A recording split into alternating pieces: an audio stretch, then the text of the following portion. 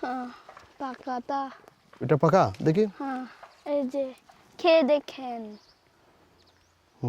আচ্ছা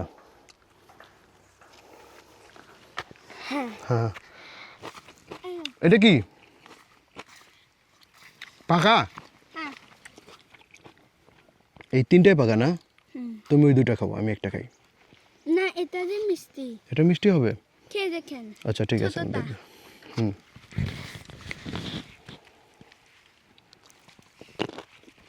না আমরা চিনি। তুমি তো সব বলেছিনো। ধরেন জুম কাটা পাহাড় কাটতেছে, মানে পাহাড়ের যে গাছ আছে ওইগুলো ধ্বংস করতেছে, কিন্তু আমাদের ক্ষেত্রে ওই জিনিসটা ওইরকম না। আমাদের ক্ষেত্রে হচ্ছে পাহাড়টাকে আবার নতুন করে গুজানো।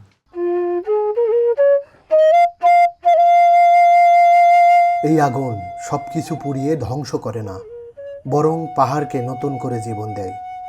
জঙ্গল পরিষ্কার হয়, আগুন লাগে, মাটির সাথে মিশে যায় পুরনো পাতা আর ছাই। এই ছাই থেকেই উর্বরতা বৃদ্ধি হয় মাটির, আর সেই মাটিতেই ফলে নতুন ফসল। পাহাড় জানে কিভাবে ধ্বংস ছাড়াই নতুন করে জন্ম নিতে হয়। ঠিক এই নীতিতেই বিশাল পাহাড়ের বুকে চাষ হয় জুম।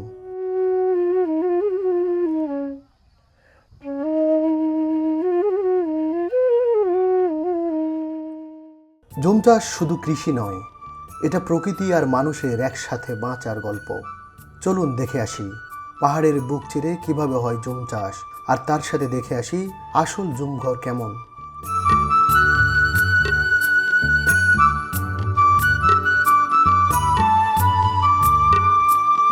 জুম চাষ হচ্ছে পাহাড়ের ঢালে এক বিশেষ ধরনের চাষাবাদ পদ্ধতি।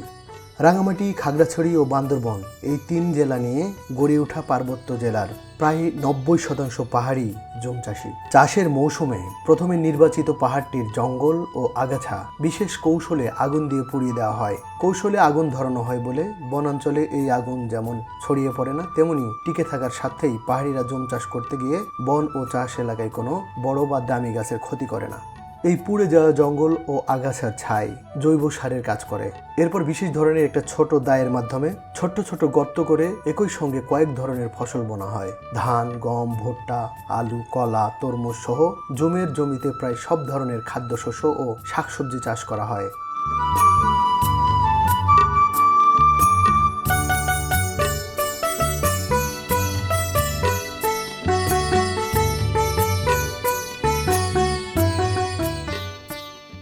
পাহাড়ি পথে হাঁটতে হাঁটতে পরিচয় হয় আবিদ তঞ্চঙ্গার সাথে। আবিদ তঞ্চঙ্গা আমাকে নিয়ে যায় তাদের জমি এবং তার মামার বরুই বাগানে।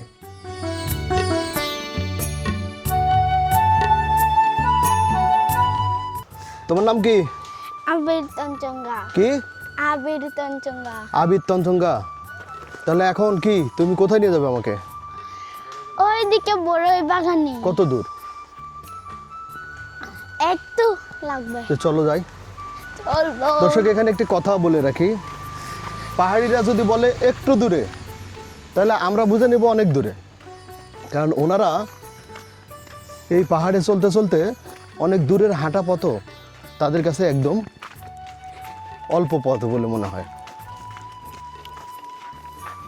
আমরা যাচ্ছি বরুই বাগানে।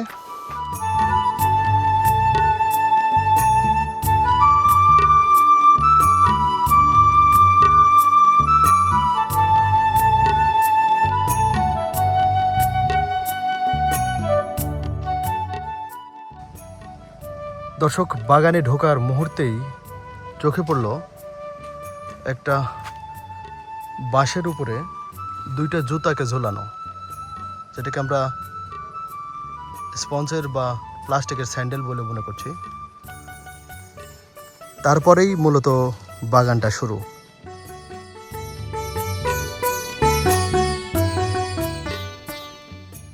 বাগান বলি আর জুম বলি, এটা দেখার পরে আপনাকে এখানে ঢুকতে হবে। মূলত এই স্যান্ডেলটা কেন ঝুলিয়ে রাখা হয়েছে এই বিষয়টা জিজ্ঞেস করে যেটা জানলাম সেটা হলো, অনেক মানুষের কুদৃষ্টি থাকে, অনেক মানুষের নজর খারাপ, যা কোনো একটা ভালো জিনিসের উপর নজর দিলে সেটাকে ধ্বংসপ্রাপ্ত করে ফেলে বা ক্ষতিগ্রস্ত করে ফেলে। সেজন্য প্রথমেই যেন কোনো দুষ্টু লোকের নজর বাগানে বা জুমে না পড়ে, সেই জন্য এই স্যান্ডেলটা ঝুলানো আছে। সর্বপ্রথম এসে চোখে পড়বে এই জুতাটা, তারপরে বাগান। মানে এটা একটা বিশ্বাস, যেখানে তারা বিশ্বাস করে যে এই স্যান্ডেলটা থাকলে তার নজর যদি প্রথমে এখানে পড়ে, তার নজর যতই খারাপ হোক আর যতই দৃষ্টি দিক, এই বাগানের ক্ষতি হবে না। এটা একান্তই তাদের বিশ্বাস, হয়তো তারা এটার ফলও পেয়েছে, সেটা বলা যায় না, কিন্তু এটা আমরা ধরে নেব যে একটা বিশ্বাস যার সূচনা হয়েছে বহু বছর আগে। যুগের পর যুগ এই জিনিসটা তারা পালন করে আসছে।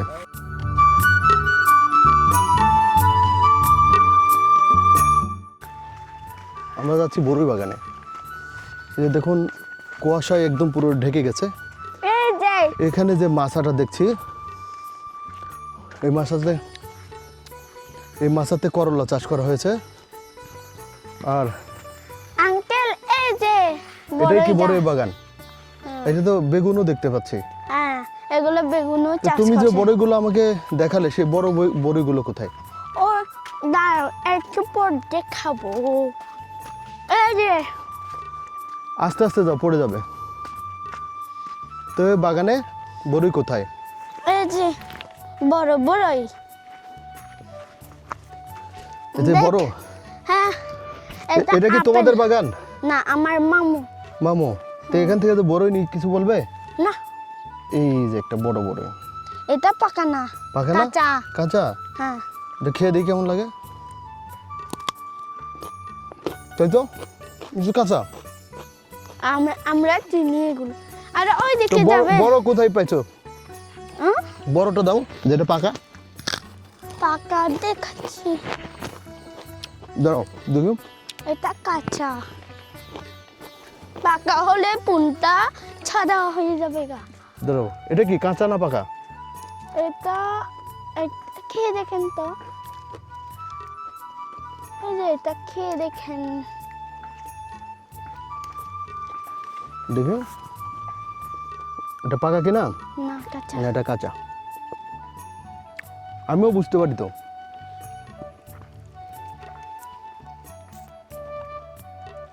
এই যে হ্যাঁ, পাকাটা। এটা পাকা দেখি। হ্যাঁ, এই যে খেয়ে দেখেন। আচ্ছা। হ্যাঁ হ্যাঁ, তুমি পড়াশোনা করো? হ্যাঁ, কোন ক্লাসে? 3 3তে? কোন স্কুলে? ভাঙামুড়া সরকারি প্রাথমিক বিদ্যালয়। ভাঙামোড়া, হ্যাঁ। মানে তোমাদের বটতলি গ্রামের পাশেই, তাই তো? হুম। তো আমাদের বার্ষিক পরীক্ষা আছে। পরীক্ষা কি শুরু হয়ে গেছে? হ্যাঁ, কালকে যে ধর্মটা দিছি। কালকে ধর্ম পরীক্ষা দিছো? হ্যাঁ। তোমাদের ধর্ম কি পরীক্ষা হয়েছে? হুম? কি পরীক্ষা হয়েছে? ধর্ম, তোমাদের ধর্মের নাম কি? বুদ্ধ ও বুদ্ধ। নন্তিফিকা। এই যে এতগুলো ছিঁড়ে ফেললে? হ্যাঁ, আমি এগুলো খাই। এগুলো কি পাকা? ওইটা হলো আসে।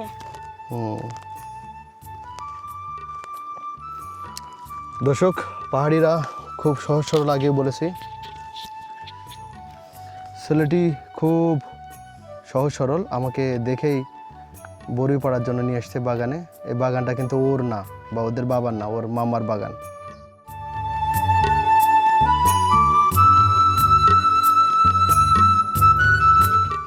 এটা কি পাকা? এই 3টাই পাকা না? তুমি ওই 2টা খাবো, আমি একটা খাই।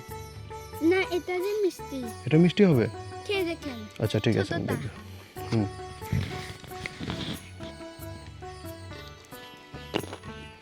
না, হুম, আমরা চিনি। তুমি তো সব বলেছিল।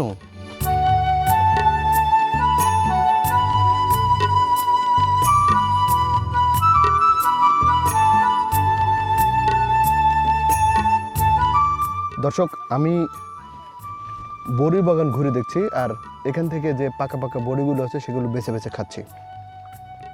এখানে একটা জিনিস দেখাই দর্শক, আপনারা হয়তো অনেকেই জানেন না। এই যে জায়গাটা, সেই জায়গাতে আগে ধান চাষ করা ছিল। ধান কাটার পরে এই বড়ই গাছ লাগানো হয়েছে। বড়ই গাছ লাগানোই থাকে। বড়ই গাছের একটা বিশেষ বৈশিষ্ট্য রয়েছে যে বড়ই উঠানোর পরে যদি গোড়ার থেকে কেটে দেওয়া হয়, তাহলে এই বড়ই গাছে কোনো সমস্যা হয় না। বড়ই গাছ এরকমই থাকে।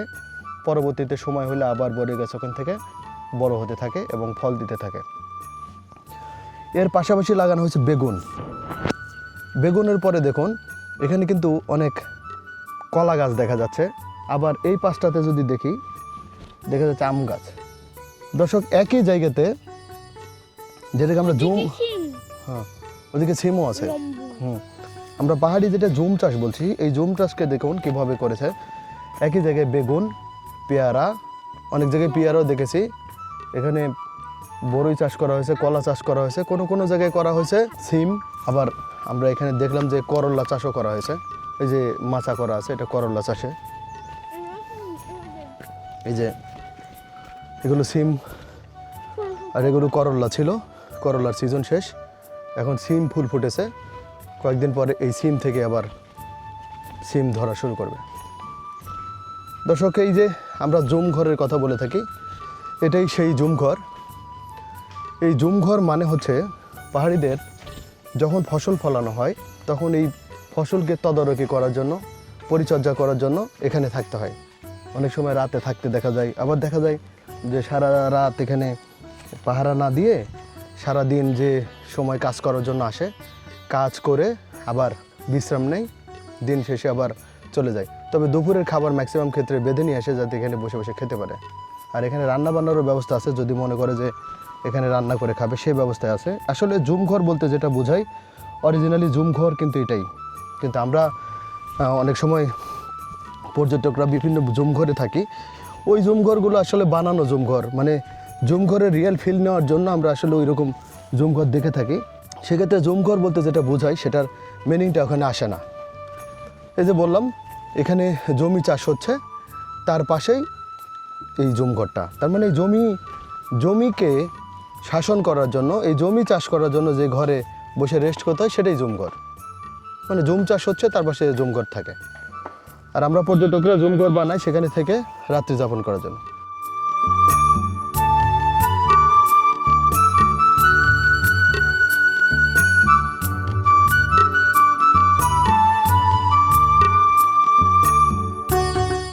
আমরা এখানে যে পুকুরের মতো ছোট্ট একটি জায়গাটি দেখছি, এটি মূলত এই চাল থেকে, এই জুম ঘরের চাল থেকে পড়া পানি সংরক্ষণ করার জন্য। বিশেষ করে বর্ষাকালে যখন প্রচুর বৃষ্টিপাত হয় তখন এই জুমে ব্যবহার করার জন্য এই চালি থেকে পড়া পানি সংগ্রহ করা হয়।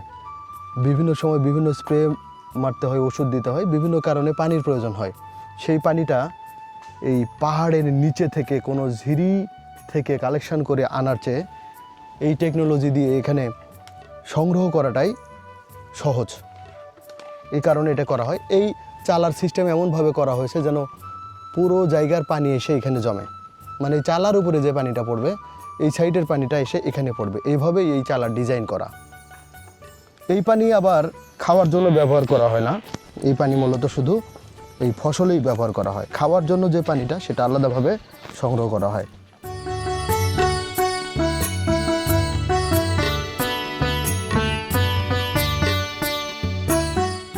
জুম চাষ বলতে আমরা অনেকেই বুঝি পাহাড় কাটা, পাহাড়ের গাছপালা পোড়ানো।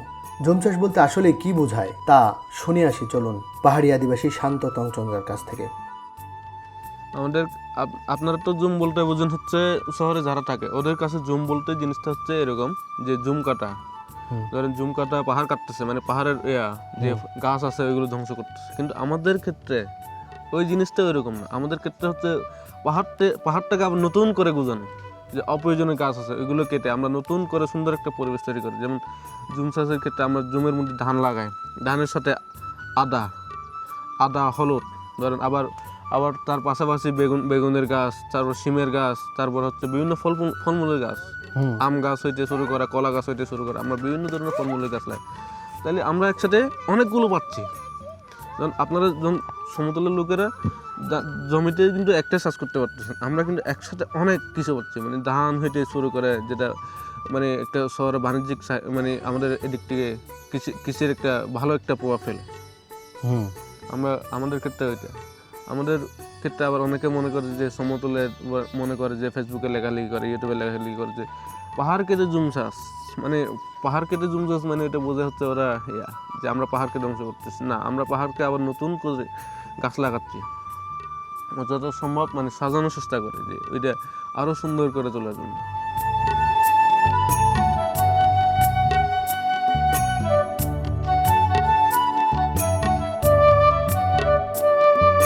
এখন দেখি আবিরের বাবা আনন্দ টংটঙ্গা জুম থেকে কি কি সংগ্রহ করলো।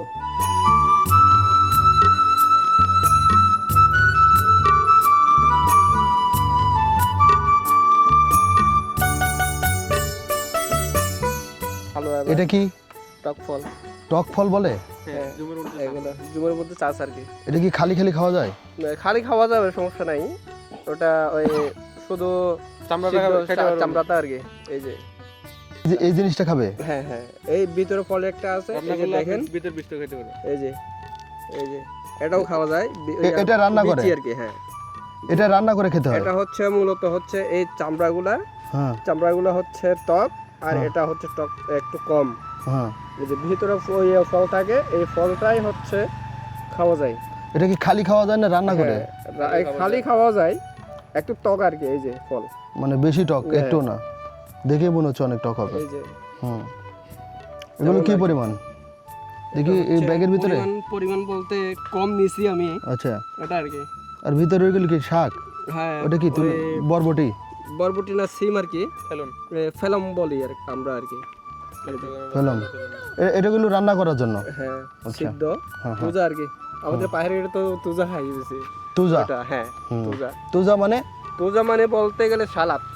সালাদ? ও আচ্ছা, জি, জি। মানে সালাদ করে ভর্তা আর খাবেন। কি, হ্যাঁ হ্যাঁ, ভর্তা। ভর্তা বা মানে আদা সিদ্ধ করে? আদা সিদ্ধ মানে করে। ফুল সিদ্ধ হবে না? ফুল সিদ্ধ বলতে, ফুল সিদ্ধ হলে তো নরম হয়ে যাবে ওটা। ফুল সিদ্ধ হলে নরম হয়ে যাবে?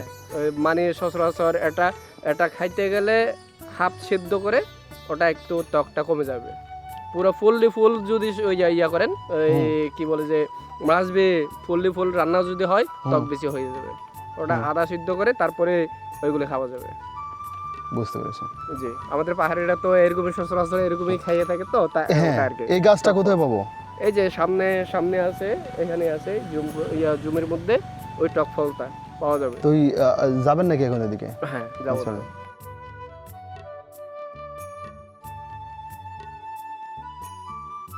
আমরা যে টক ফলটা দেখলাম, টক পাতার যে ফলটা বলি, এটার দুইটা ভেরিয়েন্ট আছে, একটা সাদা আর একটা লাল।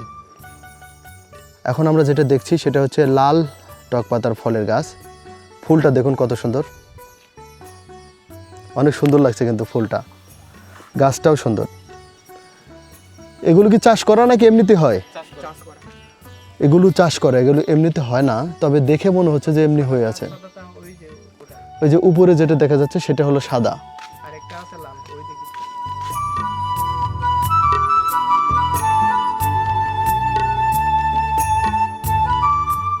দর্শক, এই যে তিলগুলো, এই তিল গাছগুলো চাষ করা হয়। এই তিলগুলো আসলে কেটে কেটে রেখে দিয়ে গেছে, যখন এটা শুকিয়ে যাবে তখন বাড়িতে নিয়ে গেলে করে ঝেড়ে তিলটা বের করবে। তিলটা হচ্ছে এরকম সাদা, এই যে একদম ছোট ছোট সাদা সাদা তিল।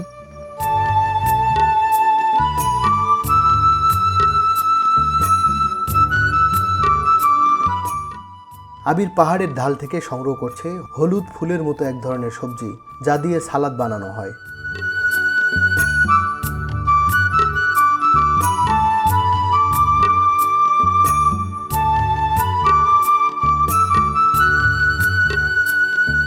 দেখে আবির আর কি কি জুম থেকে সংগ্রহ করলো।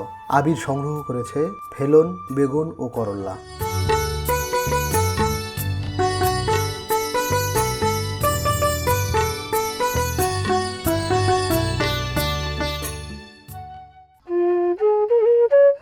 আগুন নিভে যায়, কিন্তু পাহাড়ে থেকে যায় জীবনের চিহ্ন। এখানে মানুষ প্রকৃতিকে জয় করে না, প্রকৃতির সাথে বাঁচে। এটাই জুম, এটাই পাহাড়, এখানেই পাহাড়িদের বসবাস।